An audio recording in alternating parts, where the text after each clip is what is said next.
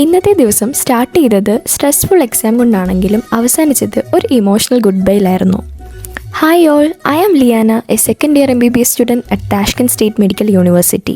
ഇന്ന് ഞങ്ങൾക്ക് മൈക്രോബയോളജിയുടെ എക്സാം ആയിരുന്നു കേട്ടോ. ഞങ്ങൾ കുറച്ച് നേരത്തെ എത്തി. എത്ര പഠിച്ചിട്ടുണ്ടെങ്കിലും എക്സാമിന് തൊട്ട് മുന്നേ വരെ എല്ലാം ഒന്നുകൂടെ വായിച്ചിട്ടേ കയറുള്ളൂ. കണ്ടില്ലേ, എല്ലാവരും ലാസ്റ്റ് മിനിറ്റ് റിവിഷൻസ് ഒക്കെ ചെയ്ത് നിൽക്കുന്നത്. അങ്ങനെ ഒരു 11:30 ആയപ്പോൾ ഞങ്ങൾ എക്സാം കഴിഞ്ഞിറങ്ങി. പിന്നെ നേരെ ഫുഡ് കഴിക്കാനായിട്ട് പോയി. രാവിലെ തൊട്ടേ ഒന്നും കഴിക്കാഞ്ഞുകൊണ്ട് നല്ല വിശപ്പുണ്ടായിരുന്നു. പിന്നെ ഫുഡൊക്കെ കഴിച്ചിട്ട് അവിടെ നിന്ന് ഇറങ്ങി നേരെ ഹോസ്റ്റലിലേക്ക് വന്നു. പിന്നെ ഒരു 4 മണി ആയപ്പോഴേക്ക് വീണ്ടും ഇറങ്ങി. എൻ്റെ ഫ്രണ്ട് ഇന്ന് നൈറ്റ് നാട്ടിൽ പോവാണ്.